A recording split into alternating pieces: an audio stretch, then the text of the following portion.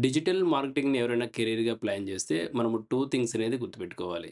First one వచ్చేసి objective of learning అనేది తెలుసుకోవాలి. మనము ఎందుకు డిజిటల్ మార్కెటింగ్ నేర్చుకుంటున్నాము? జాబ్ పర్పస్ కోసమా? ఫ్రీలాన్స్ పర్పస్ కోసమా? ఏజెన్సీ బిల్డ్ కోసమా?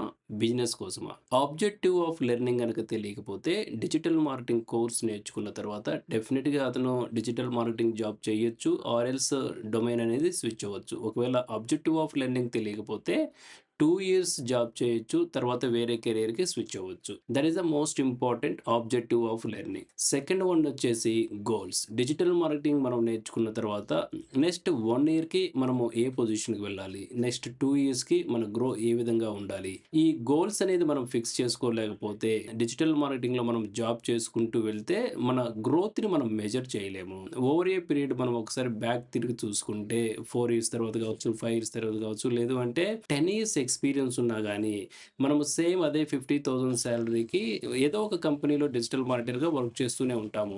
మంత్లీ 50,000 రూపీస్ డిజిటల్ మార్కెటర్ అంటే it is a decent salary అనేసి మనకు అనిపించొచ్చు. యాస్ ఎ డిజిటల్ మార్కెటర్ మనం ఐటీ బ్యాక్‌గ్రౌండ్ నుంచి కాదు.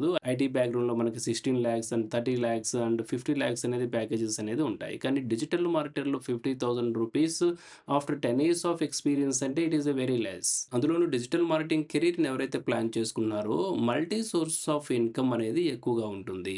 మనం జాబ్ చేసుకుంటూనే మనం స్కిల్‌ని ఎలా మానిటైజ్ చేసుకోగలుగుతున్నాము అనేది మన స్కిల్ బేస్డ్ అండ్ పెర్ఫార్మన్స్‌ని బట్టి ఉంటుంది. కొంతమంది కేవలం జాబ్‌కే స్టిక్ ఆన్ అవుతా ఉంటారు. Don't do that. ఫస్ట్ మనం ఆబ్జెక్టివ్ ఆఫ్ లెర్నింగ్ అనేది తెలుసుకోవాలి. తెలుసుకుంటేనే మనము ప్రాపర్‌గా నేర్చుకోగలుగుతాము. And second one is goals అనేది ఫిక్స్ చేసుకోవాలి. ఎక్కువగా లాంగ్ గోల్స్‌కి ఎప్పుడు వెళ్ళొద్దు. ఓకే. 6 మంత్స్ తర్వాత, 3 మంత్స్ తర్వాత, 1 మంత్ తర్వాత నేను ఒక టూల్ నేర్చుకున్నాను. ఆ టూల్‌ని మనం వర్క్ చేస్తున్న ఆర్గనైజేషన్‌లో ఎలా ఇంప్లిమెంట్ చేయొచ్చు? సో, ప్రోగ్రెసివ్ రిజల్ట్స్ అనేది వస్తున్నాయా లేదా? So, this is the best way of the practicing in the digital marketing.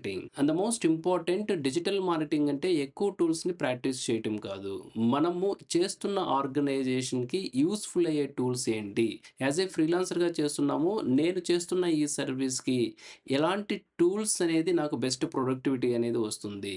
So, ఈ విధంగా థాట్ ప్రాసెస్ గనక చేశారు అంటే బెస్ట్ రిజల్ట్ అనేది మనం డిజిటల్ మార్కెటింగ్ ద్వారా తెచ్చుకోవచ్చు. మంచి కెరీర్ అనేది బిల్డ్ చేసుకోవచ్చు.